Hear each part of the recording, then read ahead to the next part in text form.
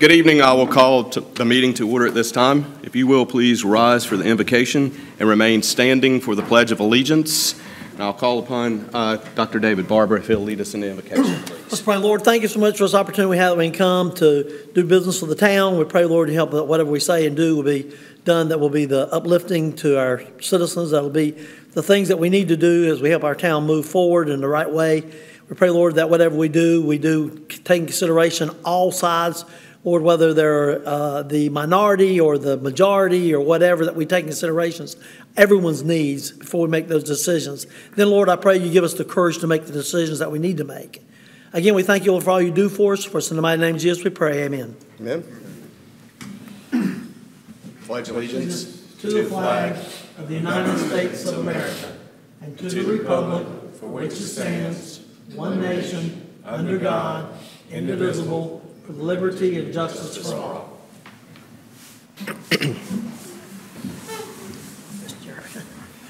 Thank you, gentlemen. All right. I know Councilman Wood is on vacation. He's not going to be here tonight. Councilman Scott, I have not heard from. Has anyone heard from Madam Clerk? No, sir. Has anybody heard from him? So he may come in, not sure. But we do have a quorum, so we can move forward, gentlemen.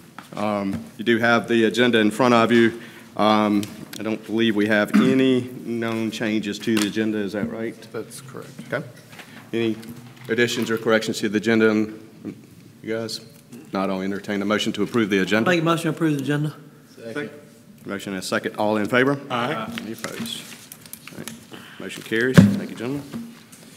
All right, our first presentation this evening is a proclamation recognizing October the 6th through the 12th, 2024 as Fire Prevention Week in the town of Smithfield. Chief, if you don't mind coming forward.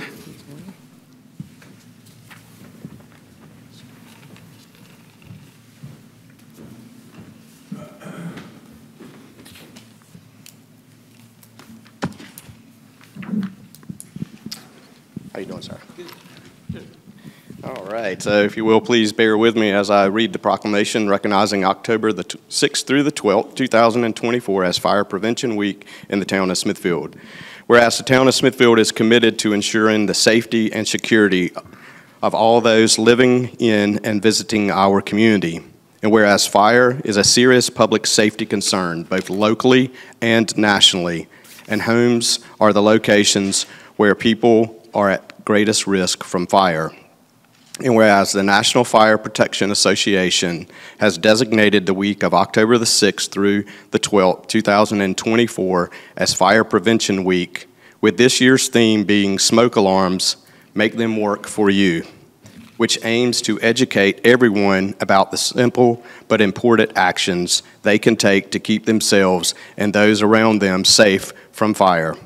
And whereas a critical part of fire safety is ensuring that homes are equipped with working smoke alarms, practicing escape plans, and identifying potential fire hazards. And whereas the dedicated members of the Smithfield Fire Department are committed to reducing the occurrence of home fires and related injuries through prevention and education efforts, and respond quickly and professionally to emergencies within our community. And whereas residents are encouraged to take proactive steps, such as installing and maintaining smoke detectors, practicing fire drills, and understanding the dangers of fire to help reduce the risk of fires in their homes and businesses. And whereas Fire Prevention Week provides an opportunity to recognize the importance of fire safety practices and to honor the courageous work of our firefighters and first responders who protect our lives and property from fire and other hazards. Now, therefore, I, Andy Moore, the mayor of the town of Smithfield, do hereby proclaim the week of October the 6th through the 12th, 2024 as Fire Prevention Week in Smithfield, North Carolina. And I urge all residents to actively participate in fire prevention activities at home, work, and school, and to honor the dedicated service of the brave firefighters and public safety personnel who work tirelessly to keep our community safe. Chief, thank you so much for all that you do and all that your team does, not only from fire prevention, but all sorts of emergencies and situations that you deal with, from vehicular accidents to collecting supplies to getting them up to the western part of the state. So again, on behalf of the council, please tell your staff how much they mean to us and to our citizens. And to our citizens, I encourage you all to check the batteries in your smoke detectors and to change those, right? As you well know, a functioning smoke detector saves lives. So thank you again, sir. Appreciate it. Thank you, sir. Want to say anything? All right. Thanks, Chief.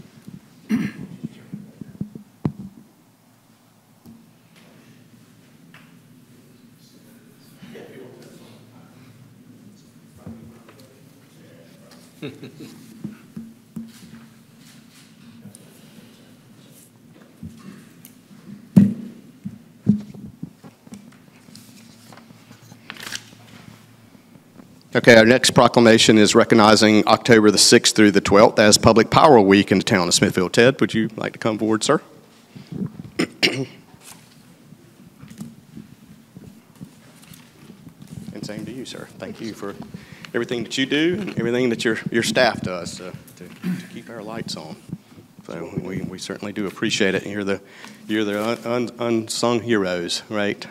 So not a lot of the glory, but when the power goes out, we certainly do hear it. So again, it is my honor to recognize Public Power Week, October the 6th through the 12th in the town of Smithfield.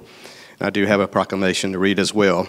Whereas public power is a crucial component in cities and towns across North Carolina, contributing to the overall health of communities by providing reliable electricity, excellent local service, and prompt restoration. And whereas North Carolina's more than 70 public power cities and towns are among more than 2,000 across the country. And whereas many of North Carolina's public power cities and towns have been electric providers for more than 100 years, assisting their communities through boom times as well as pandemics and economic downturns. And whereas public power meets the electric needs of 49 million Americans who make up almost 15% of electricity consumers. And whereas North Carolina's public power utilities are valuable community assets that contribute to the well-being of the community and provide economic development opportunities. And whereas North Carolina's public power utilities are dependable institutions that provide excellent service and a commitment to community. And whereas the town of Smithfield recognizes Public Power Week and commends the public power cities and towns across our state for their outstanding contributions to our communities. Now, therefore, I, Andy Moore, Mayor of the town of Smithfield, do hereby proclaim October the 6th through the 12th, 2024 as Public Power Week in the town of Smithfield and commend its observation to all citizens. Again, thank you, sir. Appreciate it. Get that to you. Probably same routine.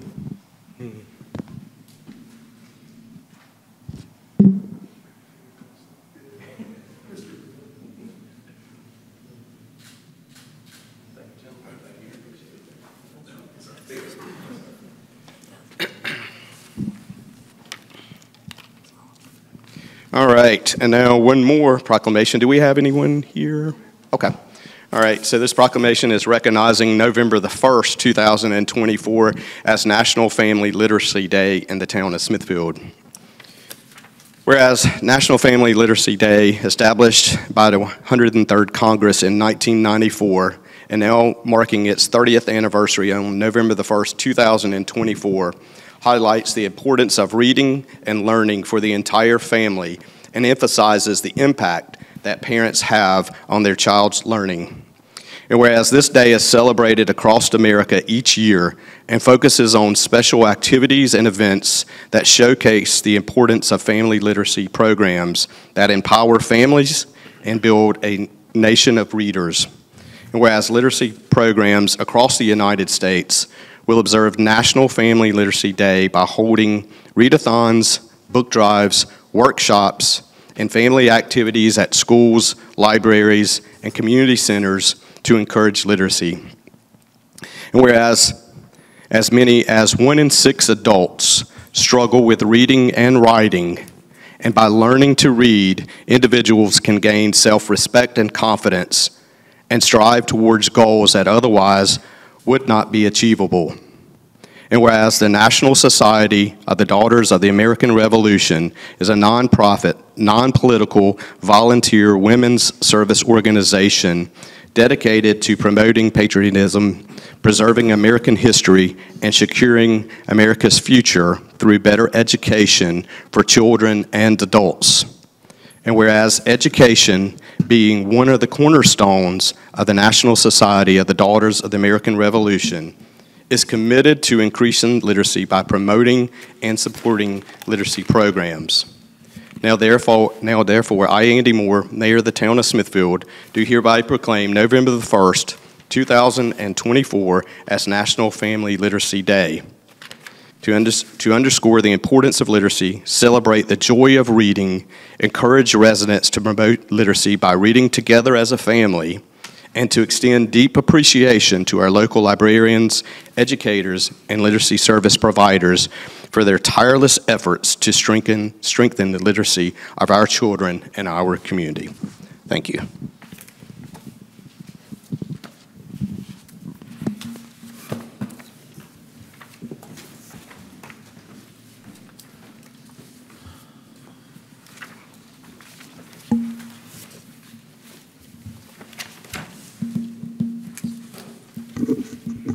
All right. We do not have any public hearings tonight, so now we'll move on to citizens' comments. If there's anyone wishing to speak, please come forward, state your name and address for the record, and we'll ask that you hold your comments to 3 minutes or less.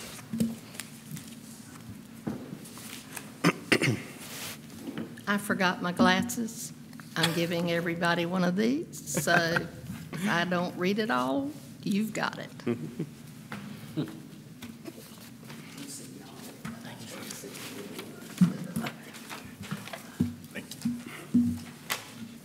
Thank you, ma'am. Thank you.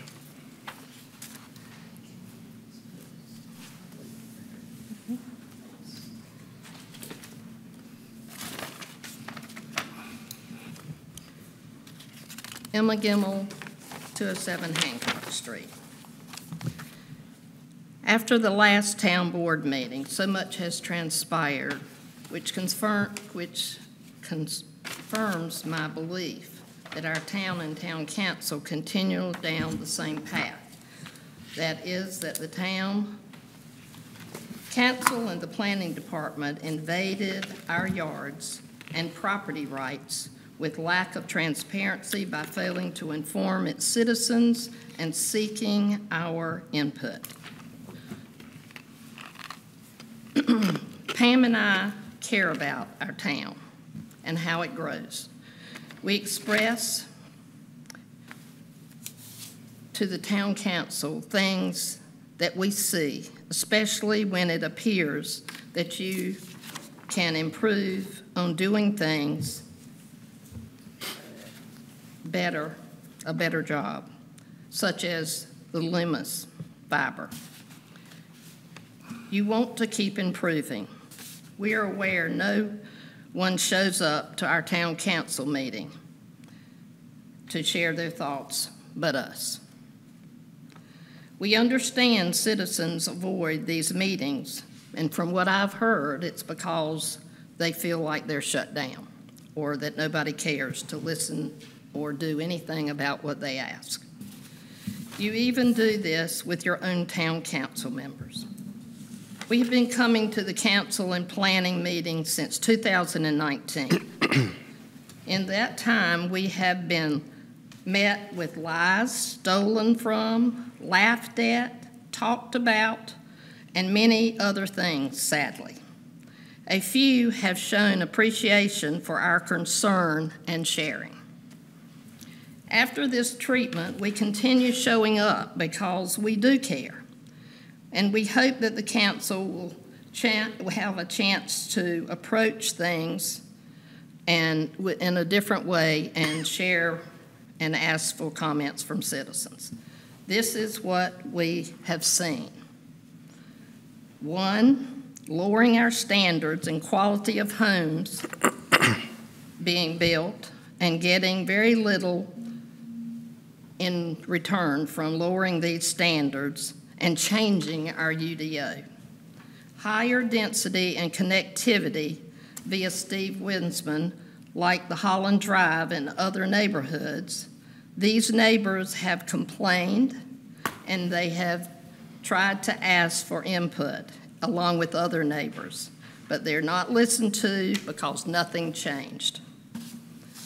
Lack of transparency and maladministration with the social district, removal of multifamily with B3, early this year trying to pass proactive zoning, which will remove individual property rights, and now with Loomis. Number 4, high traffic volume in the town. So, Ms. Gimmel, I've got over 3 minutes now, Okay. so thank you. Appreciate your time. Anyone else wishing to speak? All right. Yes, ma'am. If you will, please state your name and address for the record. My name is Maxine Melder. I stay in Smithfield down on 915 East Street. I want about that water. I know you fixed the streets. You put those pipes out there so the water is not in the streets anymore. But the water has taken over our yards. I got water up under my house right now, standing up under my house. I've been there all these years, and I never seen that water until they start building those apartments and property around me, on the side, on the back there. I never seen it before. And I just don't know where this water is coming from.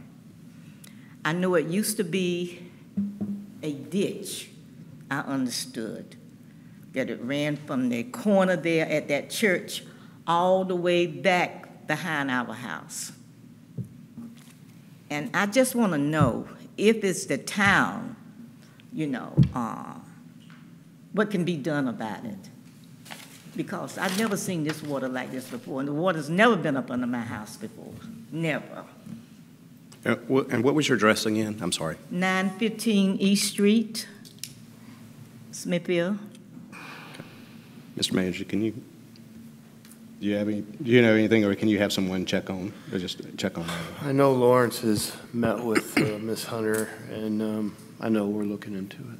Okay. Mr. Mayor, if I may, just real quickly. Absolutely. I was over at Ms. Maxine's house last week, and I think what she's saying, and which I don't know, but I think there must have been an easement or some kind of ditch that kind of ran behind the house. I mean, you can see definitely behind her property where there was a ditch back there, and now it's just with everything building up, as she said, that water is running. So the main thing is just trying to figure out, was there an easement that pretty much ran, and yeah, there's a church all the way down pretty much to I guess there's the Mark Lane, what's the name? That ditch that kind of goes in at the back of Furlong. So that's what we kind of trying to find out. But if it was, it's probably been so long ago that it's been covered up and it's been built on, and so that's what it is. Okay. All right. Okay. Yeah. We'll check into it. I Manager appreciate check that. into it, I've and never if he's seen got so much questions, water. he has your contact My information. front He can- and my front yard, I never seen water stay in my front yard into my backyard, just like a bee. I really appreciate Okay. that. All right. Thank you, ma'am. All right. Anyone else wishing to speak? Okay. All right. Not seeing any. Now move on to the consent agenda. Do I have a motion to approve the consent agenda? I make a motion to approve the consent agenda. Second. Motion and a second. All in favor? Aye. Any opposed? Motion carries. Okay, now we'll move on to our business items. First First business item is a special event. The Downtown Smithfield Development Corporation and Smithfield Parks and Recreation is requesting to move the annual tree lighting event to Friday, November the 29th, 2024. This also requires adoption of ordinance number 522-2024 for NCDOT street closures. Gary, is that you and Heidi as well?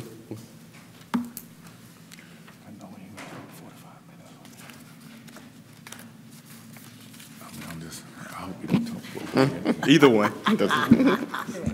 So I am Heidi. I'm the director of, Heidi Gilman, the director of the Downtown Smithfield Development Corp. And Gary, along with the DSDC this year in planning, got to talking about how we could better do the Christmas tree lighting and turn it into something really special for downtown Smithfield. Traditionally, it's held on the first Thursday of December. And in looking at the dates and other events that are happening around Johnston County, we thought that moving that to Friday, November 29th, which is the day after Thanksgiving, and then combining that with a really great opportunity to inspire shop small, shop local in our downtown would be the best way to do an all-day festival for 2 days in a row. Did you want to add anything? Okay. No, it's, we've done the same Christmas tree lighting for years now, and I think it's a good time to change. The Christmas tree lighting has been good, but we can make it better and change things up a little bit. So our plan is to have an all-day event starting about noon on the 29th. We'll have local people performing on the stage by the library, like it's always set by the library for the tree lighting. We'll have kids' activities in that area all day long, and vendors set up on South 3rd Street all day long as well. And then my friends at the North Pole tell me that the jolly old elf himself will be showing up at just about 7 o'clock to help us with the tree lighting that night. And then he will be back on Saturday, as will our vendors on South 3rd Street, to continue Small Business Saturday shopping. We're also planning a little, hopefully not little, big, festival of trees, outdoor festival of trees, to go along with our festivities that day as well. Okay. Any questions? Comments there? Okay. So that's Friday of Thanksgiving, right? Thanksgiving Thursday, so it's Good Friday. Yep. Also, right? Yeah. So it's Good Friday, Thanksgiving, and then so then you do Saturday is always after Good Friday. Saturday is always the small business, or that's traditional that way. Correct. So that's why you're tying in the Friday with the Saturday, because Saturday is always Small Business Saturday or whatever, isn't it? What's it called? It's called Small Business Saturday. Black Yep. Friday, which is the Friday after Thanksgiving, Right. and Small Business Saturday are traditionally the two busiest shopping days of the year. And we would like to capture as many shoppers for shopping in our downtown at our local businesses as we can. So we want to make it a big promotable event. Have you communicated with the school? Because in the past, we've had the schools come and do, they've had, I think sometimes the band has performed, sometimes the choirs, different choirs, different kids have come and sing. Have you talked to them about it? Because being Friday, holiday, I'm not sure how that impacts. I just know, have you communicated with them? We have reached out, and we are continuing to reach out and make arrangements also with some local churches. So all that is yet to be determined who will be able to do it, but that's the You don't get approval before you do all that, right? Okay. I know a lot of people travel on Thanksgiving and stuff. That'd be my only concern there. From a lot of people. I will be in town A lot in of people Florida. go and visit family and so forth during the Thanksgiving time. That's the time for families to gather and so forth. And a lot of times it's out of town visiting others. So that'd be my only concern about that date. But yeah, it's up to the council. If that's what you Might be in town. Absolutely. They would normally I be. agree. I mean, I think it's give it a try. I like the idea. We'll see how, I'm okay giving it a shot. okay. I can see the point to people being out of town. I know there'll be years where I miss it, being out of town Yeah.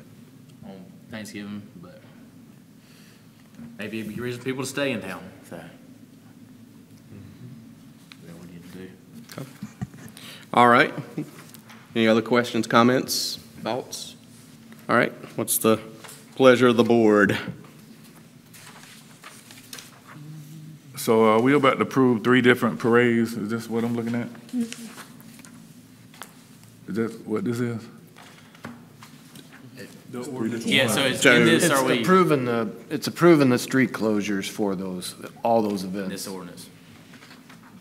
That's what DOT requires. For the Martin Luther King parade, especially been in February, I know, I think it was last year, we had inclement weather. Is there an alternate date? So if there becomes an alternate date, will we still have to? If we have to change the date, it'll have to come back in front of you to change the date. Okay. But it's not a problem to do that. I have had some discussions with Doris Wallace about it, and I know it's a little bit up in the air, but we wanted to go ahead and get it on the books while we could.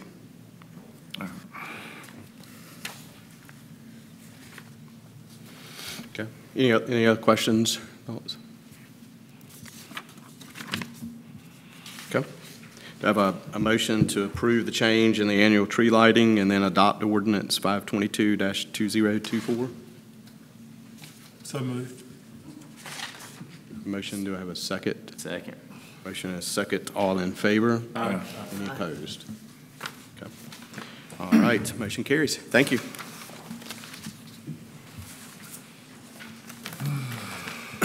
All right, now we'll move on to ZA-23. Can I ask one question? I'm in favor of the amendment. I just want to make sure that I understood it, because because you said something at the end that I didn't have a chance to say something about when you were saying. Has this been approved as an annual thing, or was it a temporary use one time? That's why I didn't see it says annual every year. I thought it was something they're trying, not something we're changing it to every time. That's what I didn't see that on here. I think it's a request for, Annual Christmas tree lighting, sorry. The ordinance says, on the ordinance, flip over to 29. 29. It says it, but not in your part, what you were just looking at, does not say that, but up top it does say it here.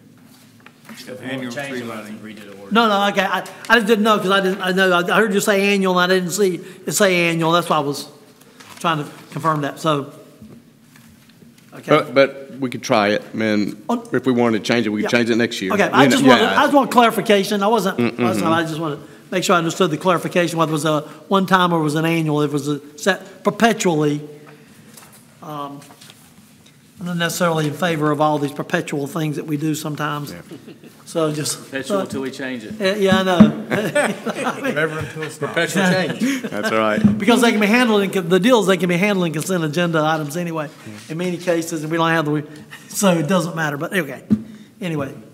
Okay. Thank you for your clarification. Thank you, sir. Okay, we'll move on now to next business item. It's ZA-23-06, Town of Smithfield. Planning staff is requesting an amendment to Unified Development Ordinances Article 2, 10, and Appendix A. The amendment will update existing performance standards, clarify vague wording, and break up large blocks of text into subsections and update definitions. So, Stephen, I'll turn it over to you, sir. All right, thank you. So the public hearing for this item was held on July 11th, 2023, after which it was tabled for the council to study the ordinances, and so we're finally back. Like the mayor had said, we've been updating ordinances a number of years ago, and we never really got to Article 10. This is the performance standards, and they kind of go in tandem with our engineering standards, we have a draft update for that as well. So it's moving street design specifications from the UDO to the manual.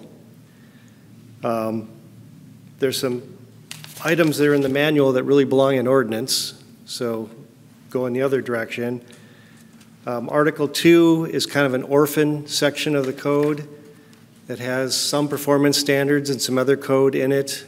The performance standard items are moving to Article 10. And then, like the mayor said, just updating, there's lots of updates. Council doesn't hear some things, planning board doesn't review some things anymore, just getting rid of those references. updating some definitions.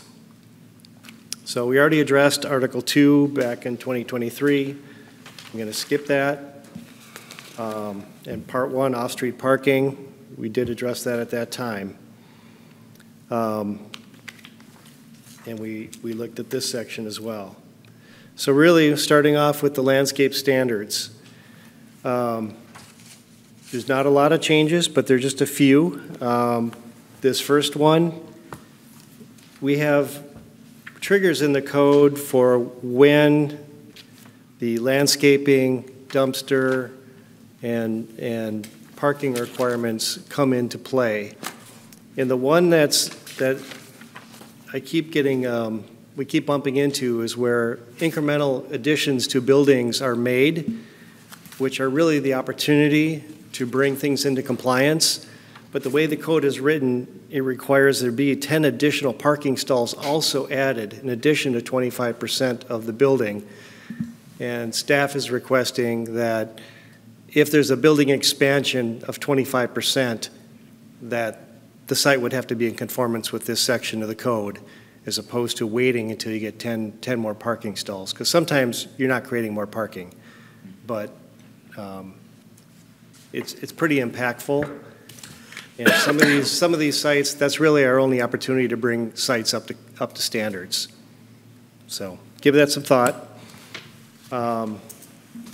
In the tree resources management, this is an issue we're having. We have a lot of forestry projects, forestry in town or just in the ETJ. And what happens is we don't really hear about them, and generally that's fine, but often, or I shouldn't say often, but at times there are violations with buffer regulations. You know, the riparian buffers. We had one recently where they're in violation of the riparian buffer. Had we had a permit process in place where we could at least review that and educate and inform the applicant that indeed they need to adhere to buffers, I think it would just be a little smoother process and not have to deal with it on the back end with code enforcement. So that's something I'd like to change. It'll probably be a process of education to get people to comply with that change. But again, I think it's a process that would be helpful. And then there's a strange section about car dealerships in the tree resources management section that doesn't belong there. So I'd like to remove that. Planting details were in Appendix B of the UDO. They really belong in the engineering standards, so we've got that moved in the draft. Adding some dimensions to the Type C and Type D buffer yards, just to make some clarity there. We have two sets of dumpster regulations. We have some in Article 2 and Article 10, consolidating them all in Article 10 with some update. Clarifying an encroachment section. We're creating a buffer requirement for double-fronted lots. So double-fronted lots where you got a street in the front of the house and one in the back of the house. And typically you get a little bit more depth on a double-fronted lot, and there's an opportunity to provide some landscaping on that back side as well as the front side. And also just some additional requirements for landscaping plans, identifying where bed edges are, and some of that on the plans, which creates a better landscape plan, so it gets implemented the way it's supposed to be designed, essentially. And again, I don't intend to go through all this tonight. When you guys have reached the saturation point, let me know. Article 10 is a massive section, and I think we just get through it as much as we can. Outdoor lighting is Part 4 of the code. Just a couple simple changes. Site plans are administrative. They don't get reviewed by planning board and town council, so I'd like to strike that part of that section. There is a conflict between cutoff fixtures and non-cutoff fixtures. I'd like to fix that. Again, there's another citation of planning board and town council to their review, and they don't review landscape or lighting plans anymore. It's all staff. And with box style fixtures requiring downcast LED lighting, which is really the standard everybody's using anyway, but bringing up the code to match what the industry is doing. There's an update to the outdoor display standards, similarly. requiring recessed lighting for vehicle canopies. For the most part, they're all that way these days, but you really don't want one where the bulbs are sticking out below the canopy because the technology's there to have it recessed and be well lit, just a higher and better standard. Adds a prohibition on floodlights and removes references again to the planning board and town council. In the traffic impact study, there's a section there that talks about the Board of Adjustments. Well, Board of Adjustments don't have any involvement in traffic studies, so I want to remove that reference. In Article 10, this is kind of a bigger one. So we have the Entry Corridor Overlay District. And it's been on the books for many years, and I have no idea what it does. It's supposed to guide development on the main corridors as it gets close to downtown. It's trying to encourage parking in the rear, but it doesn't really do that, and it's never really been used. It does allow taller signs in the areas where it's more pedestrian-oriented rather than shorter signs where it's pedestrian-oriented. From my perspective, the whole ordinance should just be struck. It doesn't really have any impact. And we have outdoor storage requirements now that require buffering, so that really takes care of an issue with storage yards in that zone. Similarly, the row house overlay district, that was put in the code some years ago. I don't believe it was ever utilized. I think it was created for a particular development. Well, now we have conditional zoning. You can achieve the same ends with conditional zoning, and that district just has no purpose. Subdivision regulations. I've added subdivision applicability to the subdivision regulations. Updated mostly references on information that have to be on plats. A new reference for where erosion and sedimentation control has to be submitted because the references no longer exist in the state. It was all reorganized. I'm adding cluster mailbox standards. Cluster mailboxes are a requirement of the post office for all new development. It's important to have standards that indicate that those mailboxes have to be on private property, not on the right-of-way, and then providing adequate pedestrian or parking facilities for them. And then we're adding references to the standard detail and specifications manual and moving sections back and forth. We have new street terminology from our transportation plan, so incorporating that terminology into the zoning code and the engineering standards both, actually. There's some lot requirement dimensions in section 2.15 that are being moved back to the performance standards. Updating lot area requirements with a reference to Article 8 because it just references, you don't really understand how these sections read without it. And this next one I've got in yellow on the presentation, increasing the minimum lot size for septic lots from 20,000 to 1 acre. And this comes out of a conversation with the environmental health, Johnson County. The soils in Johnston County in general are not great, but in Smithfield they're probably worse. He recommended a 1 acre minimum lot size for septic lots. So that's going to be impactful for some of the areas in the ETJ. But what happens is when you got 20,000 square foot lots, finding two, if you have a big house on a 20,000 square foot lot, finding two septic sites is often very difficult. If one of them ever gets driven on, built on, or spoiled in any other way, there really are no alternative sites left. So that is a consideration I want the council to think about. And then adding a minimum depth for double fronted lots. So again, adding a little more depth on a double fronted lot in ordinance which I think is a good design standard.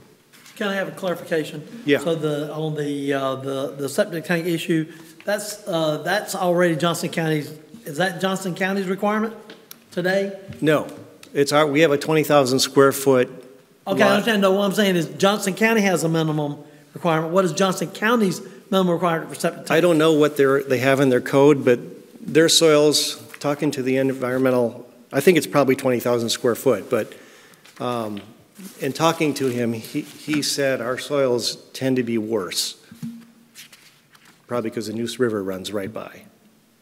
I mean, they have they're building lots and lots of houses and relatively small lots in the county, and I'm not sure how they're getting their septic tanks because they don't, well, I guess they're running their own sewer, aren't they? Yeah, they're probably running sewer out. Yeah, if they're Yep. smaller lots, probably. Yep. Yeah.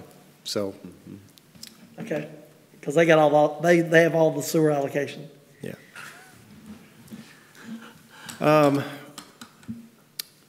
Creating an easement, and this next one, creating an easement in the code for that includes stormwater easements and trails. Right now, we don't have any reference for that, the minimum size for the easements. I do have an update here for private streets. However,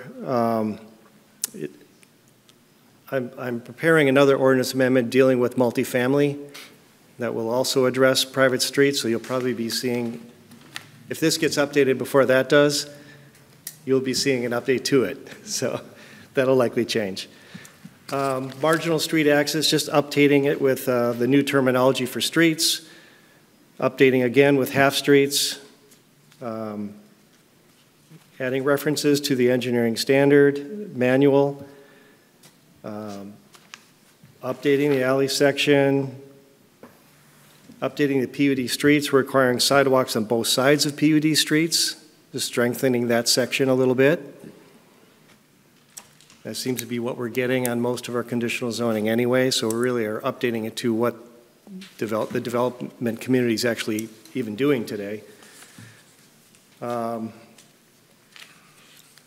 We've got some updated updates in the code and in the engineering standards to address fire code, one being when second entrances are required for developments.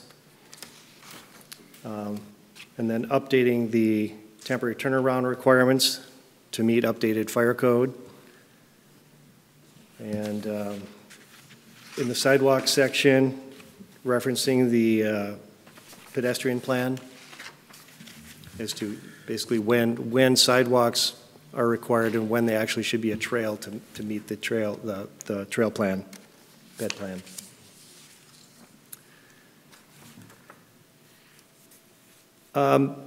This section, water and sewage systems, we had a situation where someone wanted to put their on-site septic on somebody else's lot because they couldn't find septic sites. It was a new lot too.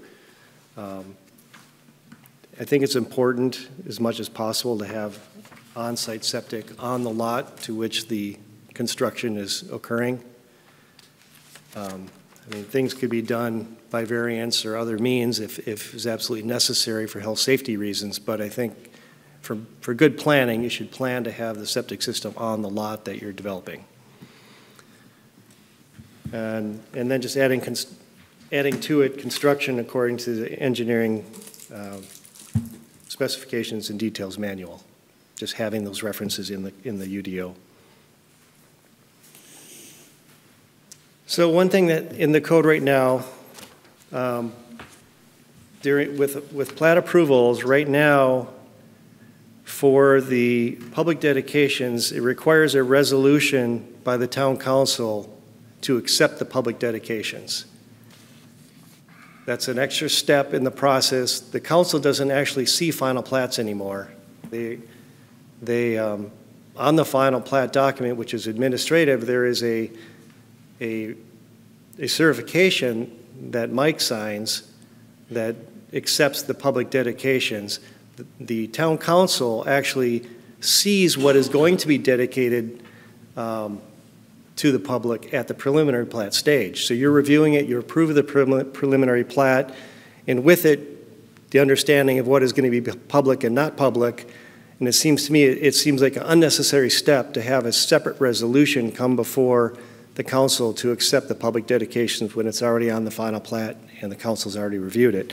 And I did check with statute, according to 160D 806, the governing board may by resolution accept any public dedications, ... So it's not statutorily required.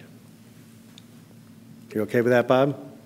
Yeah. Okay. That reads, So that is my recommendation, just to ease the process. And then 10.117, Board of Adjustment references, not necessary. We're adding a section to the certifications at the back of the code for exempt plats. It's just a certification that goes on an exempt plat. Everyone always asks for where it is, and we don't have it in the code, so we just have one, we give them. It should be in the code. And we're actually getting through all of this. There are some definitions for 160D that were left out that I've included in the packet. I'm not going to go through them. And with that, staff is recommending approval based on a consistency statement.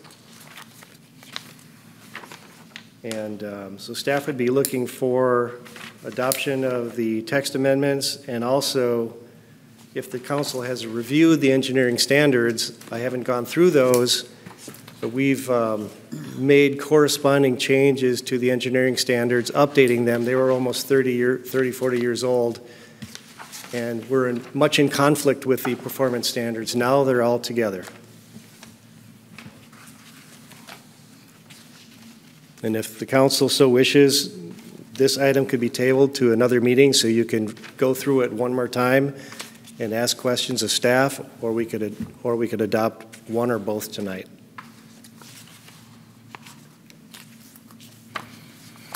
Ask questions now? Absolutely. Yep. On page 8, Article 10, Performance Settings, Standards, Part 4, Lighting Ordinances. You made site plans are administrative and do not get reviewed by the planning board and town council. And you had some comments around that. Are you trying to change it to get reviewed by the planning board and town council? No, just striking that reference. Okay. Yeah. It's just, it's in the code saying, it says that, you know, or they just have references in there to town council and planning board, but there's no review by the town council or planning board, so I'm just striking all those references in the UDO. I'll make all sure. Staff. For a second, I thought you were trying to add it back or have it where there was a No. process, but Yeah, because I think the council used to review all those years ago. yeah. And then on page 10 of your presentation, 10.110 under the streets. It says double fronted lots. So within this tie in the streets with multifamily, would it be that multifamily have the same streets as residential? Or is it double fronted lots would include multifamily too? It could include multifamily, but multifamily is a commercial. It already has buffer yards around the property, so it's kind of irrelevant.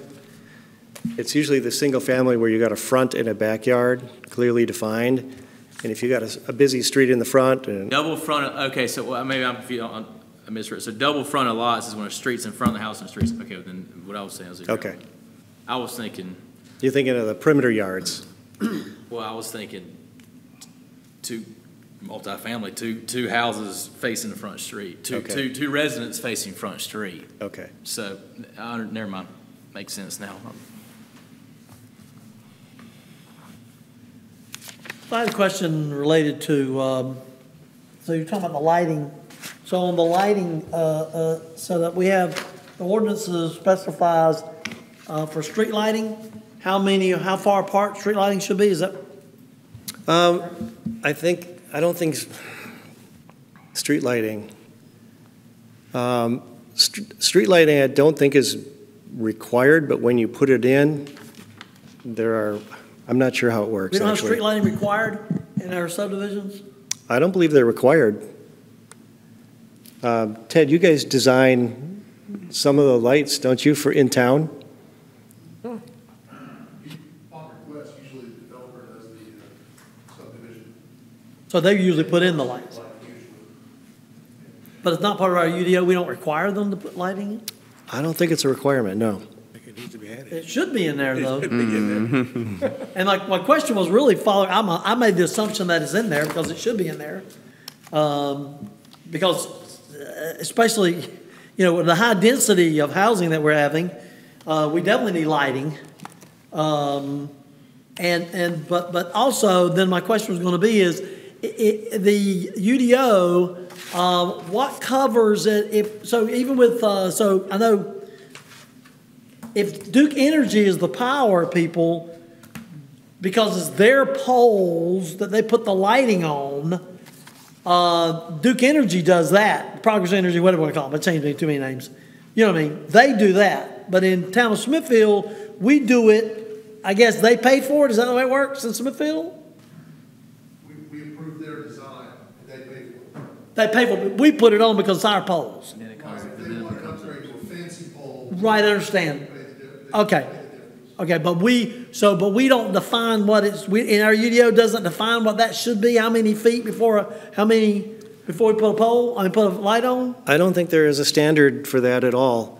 It's just that when they do propose lighting, it just has to meet our standards. But should there not be, though? I think there should be. And then my question is, so then my follow-up question on something we don't have, if we had, then the question would be I guess my follow-up is, we need to be looking at doing that. If we don't have it, then we need to look at adding it to our UDO. We need to have a requirement for them to put lighting in. That's part of what they should be doing. Maybe it's an oversight that we've never done before, but we should be doing it. Evidently, we're doing it anyway. We just don't have it in the UDO. So I think it's important. And that way we specify how far apart. And so we probably need somebody that does lighting to say how much apart for the light, because there's only so much canopy of each light provides, and that's going to depend upon the type of lighting. So now you got to define the type of lighting, the distance, how many candle lengths, whatever, to cover the lighting. But that's important, I think, to do that. Second of all, then if we have lighting listed, and then we have, for some reason, example, Progress Energy, Duke Energy, whatever they are, if they come in, they're putting the poles in as their poles, so they put the lighting in. If they move their poles or move their lighting and it's no longer meeting whatever standard we specify, do we have the ability, I guess on this question, does UDO continue to cover a standard even after the development has been completed? Because unified development, right? So the question is, what covers these requirements that we put in place after the development is done? You understand what I'm saying? Yeah, so like Duke has a number of different lighting standards, and they will put them in to a development. Sometimes a developer will propose a particular light standard for its development to be maintained by the HOA. I guess the risk could be that 10 years down the way, a light gets destroyed and they no longer make that light. I have seen that with Duke where the Cobras look different after 10, 20 years. There is no requirement for that consistency. Typically, an HOA is going to maintain a consistency because you're going to have a governing board making those decisions in a neighborhood. But without an HOA, there is no requirement for a consistent standard necessarily.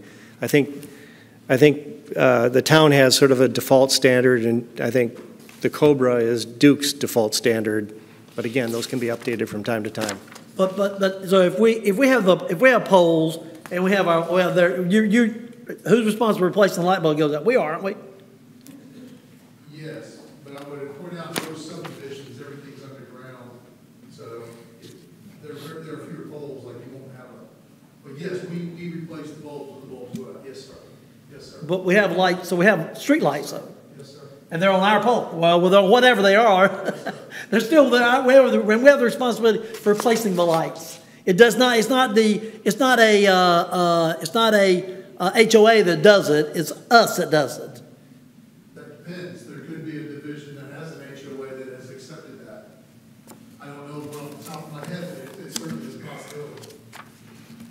So, but right now, all the lights we have and all the subdivision we have are Smithfield controlled lights. I presume that, yes, sir. Unless there are poles, like I said, if they're an individual pole that they put their special decorative lighting pole that's theirs. I understand that. I got no problem with that, but I'm talking more like on, poles that we control. And then the question would be though, if Duke Energy moves a light that was there somewhere before for some reason, put a new pole in and don't put a light on, and then we have a dark area of town, that's not a violation of a UDO, because UDOs, when they developed it, so where's the code, where does that come from? How do you address those issues? I mean, if it's too dark? No, I'm not just talking about that. Anything, if we have, it's dark, I'm using that as an example because we're talking about lights. But anything, when we use UDO, the UDO only covers the development of it, not the long running, right? Yeah, all these ordinances, these are what it takes when we build it. Right. Once it's done, UDO has no effect on it anymore, correct? Unless you're going to do something new. Right. So what covers these rules that we have if they become non-conformant to what we built when we did the UDO? It's a good question. I'm not sure. I But don't you know if I understand can what I answer. mean? Because what you mean? I don't know if I can we answer build it that with today. an intention for it remaining a certain way when we build it, not just so they can build it and then run away from it later on. So who covers that? I'll have to look into it. Because we we require people to put bushes up in front of people's houses, but we already said as soon as they get on there, they can tear those bushes up if they don't want them. Which I said, why should we put the bushes up to start off with? But we all lost on that deal. So, but anyway. The comment is understood. I'll see if I can report back. And then, but I think we do need to have some type of ordinance, some type of UDO, in the UDO about lighting, because it is important. Minimum lighting. You should have a minimum lighting built into the plan. They said, you're working with the town, whatever they need to do with town or with Progress Energy or whoever to get it done. Okay.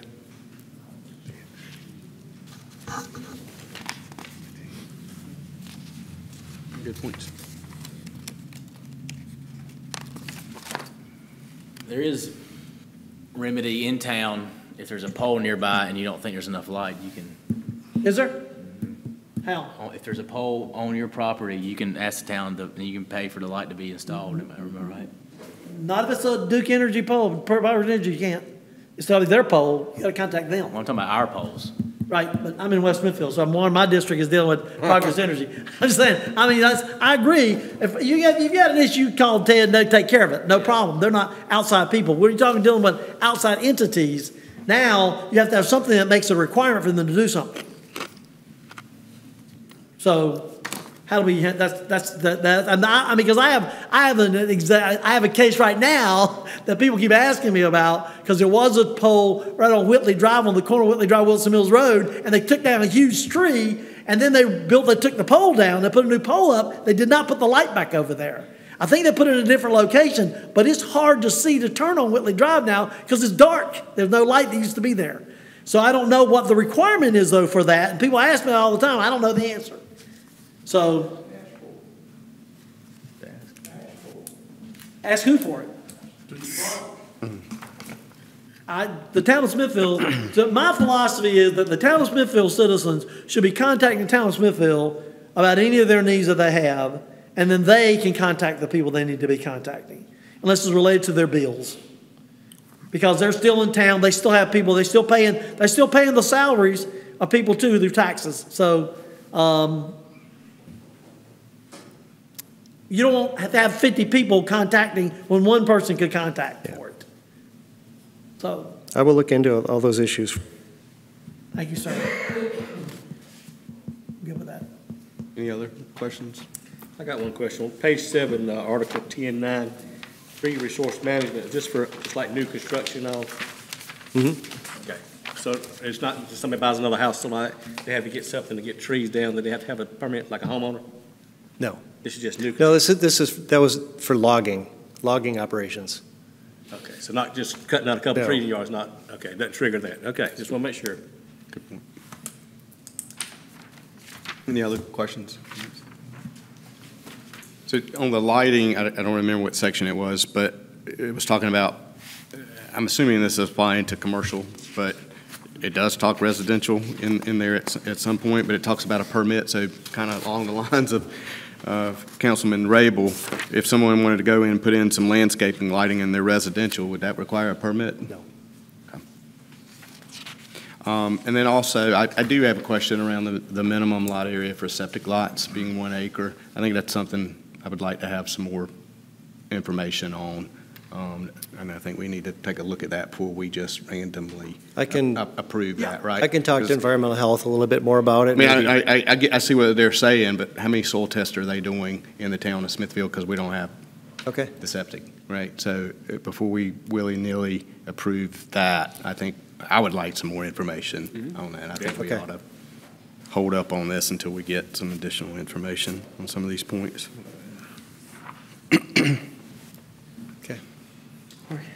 Any other The, page 6, the parking standards for multifamily from Clayton's Clove and for restaurants allows UDO to ensure parking requirements where standards are unclear. Do you have any more, I guess? Where were we unclear, I guess? Before it was 150 feet per enclosed floor area, so that meant the kitchen, the closets, everything. This one now is 1 space per 3 seats, including outdoor seats. So it's really looking specifically at how many chairs and where. It's a better fit with, say, a restaurant comes in and there's really almost no guest but a big kitchen area, and they do all catering. Mostly catering, you'd have too much parking required.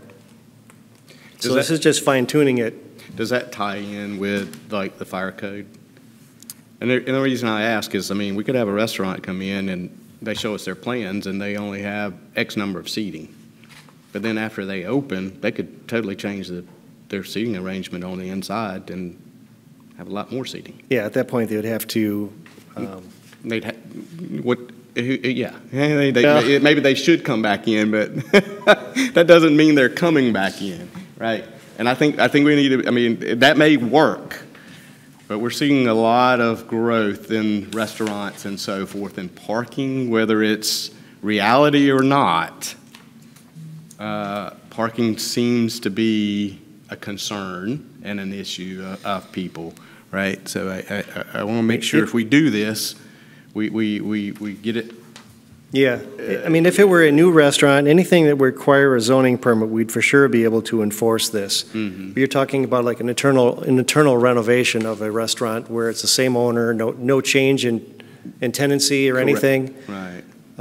That would be the only time where it would probably require an effort by staff to compel them to add more parking. I mean, typically this is going to happen at the time the restaurant is built. So I suppose there could be a situation where they just say we're going to do mostly catering and they have a small parking lot and build a big kitchen, and then future it turns into something else. That's your concern? Yeah, I mean, you know, we've had restaurants that, you know, especially during COVID. I mean, they did mainly catering or whatever, and then as the economy changed or whatever, then they may have gone back into, you know, a different business model, in which would have, I'm not saying it happened, but I mean, I could see where possibly they then increase the number of seating capacity, especially if it's a good restaurant, right? Yeah, well, currently the way it's written, it doesn't include, let's say, have a patio area outside with picnic tables, and that's part of their seating. It's not really technically included in the parking requirements now. This would wrap that in where they have to because they have seats. So I can see your side of it too. I'm not sure what the fix would be for that occurrence. Yeah, I'm not sure either. I'm just throwing it. Like I said, I'm just asking, right? I was really trying to tie it to all the seats, including those outside, making sure we have parking that matches the seats, not just the area of the building. Whatever your preferences are, I can research it further. Okay. All right. Yeah, I don't, right now, I'm not exactly sure, but maybe could do a little more research on that. If you get parking in there, it's going to be hard to change it. What's that? If you get the footprint of the parking in there, it's gonna be hard to change it, like Andy says. Yeah. It's gonna be hard to increase it because it's new space. Right. Right. That's part of the issue we're having, though, because they add patio space, and we've been requiring parking if we can, but technically it's not required in the code. Patio space is apparently, if you go into the northern cities, it's just everywhere. And you want it. Yeah, And I you mean, want it. it's a good thing, right? But we also want to make sure we have the parking Yep. to cover that. I can look into that one more, considering that issue. So would that help or hurt, trying to look at it from, because y'all are kind of both talking to the same, from different ends, but, so if a restaurant's coming in downtown and they're doing some renovations and it triggers these parking details, but it physically is not possible. Downtown, we can waive parking. There's already a provision where There's a parking can okay. be waived in the downtown area, B1.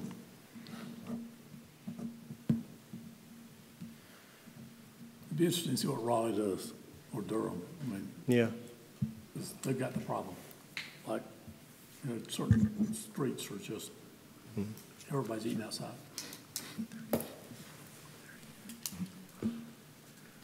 Any other questions?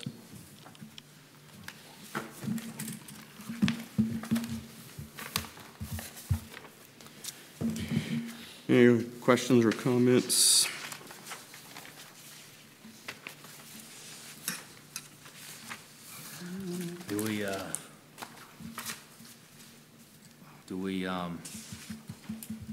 What was it in here that we wanted to look at?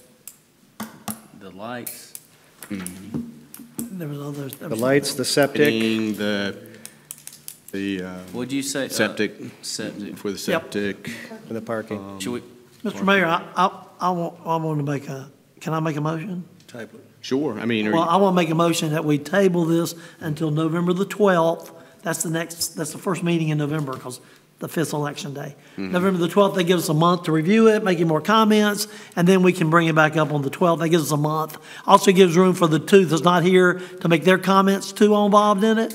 And so it gives us 2 meetings. The next meeting, and so we have to be here, and then when we come, we shouldn't have many questions left about it. So I make a motion that we table it until November the 12th meeting and bring it back up then. Second. motion and a second. All in favor? Aye. Any opposed? Thank you. Motion carries. Thank you, sir. Good discussion. That's why I said, let's get this. All right.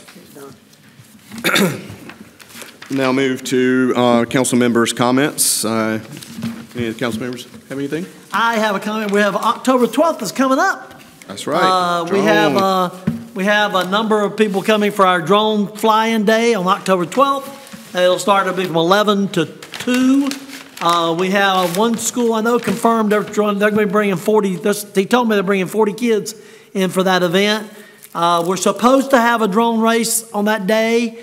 You never know with these people. The last minute, the things sometimes change when you do it outside parties. We're supposed to have that. I'm not sure we ever got our drones in yet with the town. I know I've got my fire chief working with the county to see if they can get their drones here. So we should have, still should have a good day event, and looking forward to that. 11 to 2, the weather's going to be beautiful. Take my word for it. And then when they leave there, they can go over to Oktoberfest in downtown Smithfield. Well, they actually go before, but I'd rather you come afterwards. Come to ours before you go there, but that's okay. But that'll be on but we look forward to having everybody here. That'll be our 4th annual drone fly-in, and we're excited about it. So hope to see everybody there. Gertrude Johnson Park. Okay. Anyone else have anything? Mr. Mayor, I got a few. Actually, last Friday morning, about 1:30 a.m., I got a phone call and from some constituents saying that there had been an accident or issue that happened, and I didn't call me at 1:30 in the morning because I was asleep. But anyway, there was an accident that happened on Martin Luther King Drive. Young man was intoxicated and drove through, and luckily enough that one of the constituents was at work because normally she parks kind of right there in front of her house. But anyway, the next morning, I was able to go out again and kind of see what was going on. And I know the town was coming in about 2 hours late because of the storm and the storm prep. But I definitely like to thank Mike Slager. I know I had sent the town manager and Lawrence, I had sent them some pictures and everything that had happened over there. And them guys quickly came over there, and I mean, 3 of the trash cans were destroyed, trash everywhere, limbs everywhere.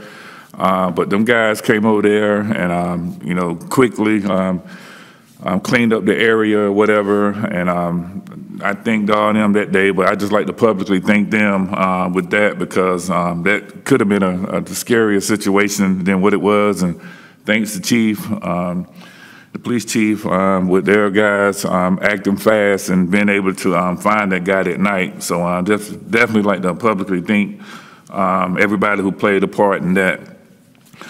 To Gary, just real quick, this is the first year that Miss Carice McDuffie, I didn't know she retired from her enrichment fund, that, you know, she would help the kids kind of participate into some Parks and Rec activities. Probably should have said it before football. I don't know what's going on now, probably basketball sign-ups, but I still want to make sure that them kids are not being left behind. And if I have to pay for some of them kids to participate, just don't want to lose them kids, because for the last 6, 7, 8 years, she did a good job of finding them kids and, you know, being able to eliminate the cost, you know, for their families or whatever. So I just wanted to bring that up. And then finally, to our police chief, just kind of want to get an update on our body cameras. I know we kind of talked about it a few weeks ago. Really, I'm bringing this up because of a local agency close to us that had an event about 2 weeks ago that went viral. And I just hope, you know, that we're getting our stuff in place. So, you know, that issue that occurred in another town or whatever, I hope it don't come here. So I just hope at some point, you know, we can get an update on, you know, what's going on with our body cameras and stuff. That's all I have. Thank you, Councilman Lee. Anyone else? Real quick, have we done our repaving for the year? Power bill, repaving? No, it begins on October 15th. I'd still like to encourage us to look at ways to make that money go farther, or find more money to do more paving around town. I think. Agreed. 9 years, I ain't seen it happen. How, is it pothole monies for specific potholes or what, but. What now? Biggest complaint in my complaint inbox is the road situation. So, and also, I don't know if we want to look at reaching out to the director or whoever the person in charge is at Amazon. In the 2024, with the technology the way it is, to have trucks turning on 2nd Street because their GPS tells them that's the fastest way to go south, I would think Amazon has some remedies for that. Technological resources to fix that, to their GPSs don't send them different places that are not right or left or straight through town and straight 295. So I don't know if that's something we need to look at, reaching out to them and start at the local level, but I can imagine that's going to be difficult to try to get somebody, but it's an issue between what people talk about, potholes, and then Amazon trucks now. I know y'all see them, so I'm not telling y'all anything, but to me, I feel like there are some technological fixes that Amazon could probably, if they wanted to, could fix to alleviate some of the traffic. I mean, I don't expect them all, but I don't know. It's just. Mr. Mayor, on that note, I kind of talked to the chief, Mike Scott, one day about it, but whenever that underhead path floods, when you start talking about the Amazon trucks or whatever, especially coming into town and then having to divert and take a left into Belmont. Those are big issues. I think one of the easiest things, if we could find a way for that traffic, especially them trucks, to take a left on JCC Road and then come all the way down and, you know, possibly take that right, go by the Savoyard Center and go that way. But just last week, well, not last week, but the last flood that we did have, it was a major concern with them trucks coming through and don't know which way to go, and that's definitely a big issue because it's a lot of trucks coming through and a lot of traffic. So I just hope we can kind of look at that debate to try to fix that before those residents who live in the neighborhood.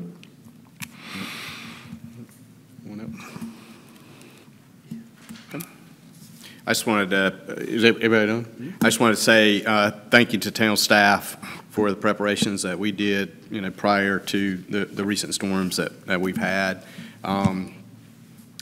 Some people sent me pictures of Public Works going and cleaning the grates and so forth out and making all the preparations, whether it was our electrical crews getting prepared and fire and EMS and police, you know, everybody, you know, just as usual, has done a fantastic job. But thank goodness we didn't see the devastation that our friends and our families in the western part of the state and all around the eastern part of the United States has seen.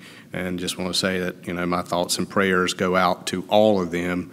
And, you know, thank you to everybody here and staff and our citizens for what they're doing to chip in. And I think the fire department is a location where you can drop off supplies and so forth. And then also I know the Sheriff's Department is also another location, and there's various ones across the state. But that is going to be a long-term cleanup effort, and I think you know, I hate to say it, but I think you're going to see the death tolls rise in there, and I'm not sure that what is being reported now is even close to what it's going to be, unfortunately.